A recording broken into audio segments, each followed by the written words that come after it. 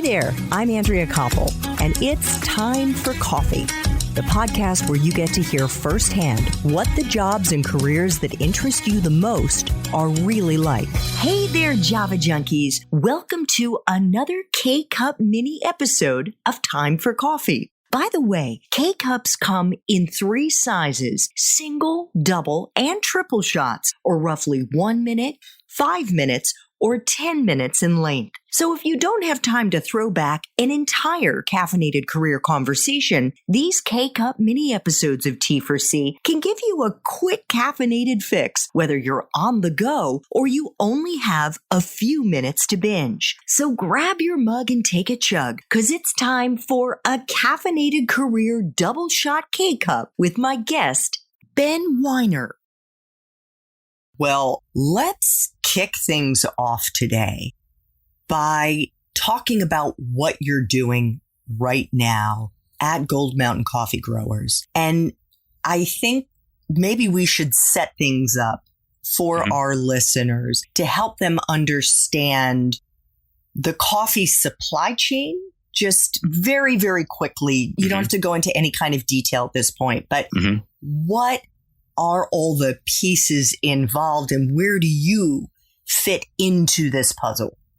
So, as you mentioned, there are a lot of pieces. So there's farming, which involves so much, and you could write a whole book about it. And then there's export and a lot of quality control. Then there's shipping, so exporting and shipping and importing, and then getting the coffee just still unroasted up to the level of roasters who then roast it and either sell it to the public themselves or to other coffee shops and companies and institutions. And so Gold Mountain Coffee Growers has cut out much of the supply chain. So we do our own exporting and importing to cut out middlemen, and our specialty coffee farming group is able to bring our coffee from our farms, from our flagship farm, Finca de Lista, and from other farms who are members, all the way up to your local roastery in your community. And so that's something that wasn't traditionally done. And now there are more people trying to do initiatives like what we have set up, which is a great thing really for the world and for supply chains. Is another way of describing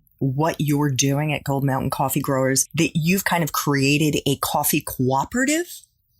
I wouldn't quite use the word cooperative because we've seen so much corruption in cooperatives. So we talk about ourselves as a specialty coffee farming group because we actually joined a cooperative that was a fair trade cooperative. And that was when we first started, when we first got our farm. And that was actually part of the reason of why we created our farming group, was because farmers in the cooperative started coming to us in hordes saying, this is not letting us feed our families. Can you help us connect directly with roasters? We need to do something different. And so there are farmers who wanted to be entrepreneurs and maybe just didn't have the connections or resources to do it. And so that was why we founded Gold Mountain Coffee Growers, to connect all of our farms directly with coffee roasters. And we based it on quality because it was a gamble that we'd be more effective if our group was comprised of high cupping coffee, which if you're familiar with wine, it would be like high scores in wine. Well, coffee also gets scores that are high and low. Okay. And I think maybe we should just cut right to the chase. We're dancing a little bit around why your group was important to found. What is it about the middlemen, those that would have gone in their motorcycles or their trucks and collected the unprocessed beans from the farmers to then maybe do a little processing and then send it off to the roasters? What was the problem with that?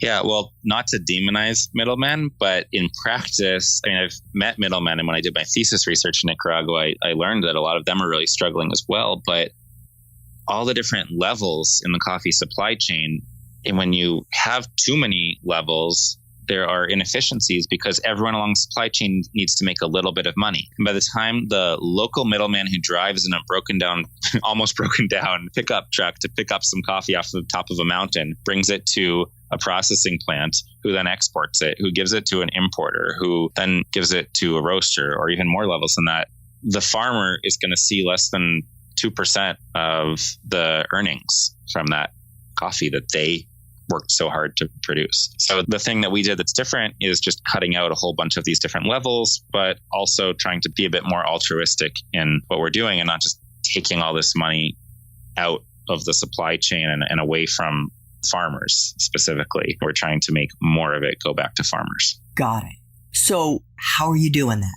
We are the farmers who are supplying the roasters. So we do our own exporting. We do our own importing. We do our own distributing. I mean, that doesn't mean that we own the shipping, the actual ship that goes through the Panama Canal, but we've cut out many different businesses that were between our farms and your coffee cup, all the way up, in our case, to the level of roasters. And so that helps farmers earn more. And we've also created all kinds of different mechanisms for financing for farms and for different social projects. And so that has also helped us have a bigger positive impact. We actually bought a rainforest just to protect it. So that there are these things that we can do that are a bit more altruistic and community friendly at origin.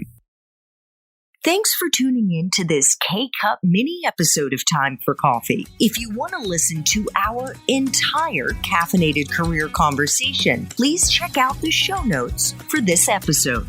Thanks so much for listening to Time for Coffee, where the professionals in the jobs that most interest you always have time to grab coffee 24/7, no matter where you live. I have one quick favor to ask you. Remember to rate, review, and subscribe to Time for Coffee. Thanks so much.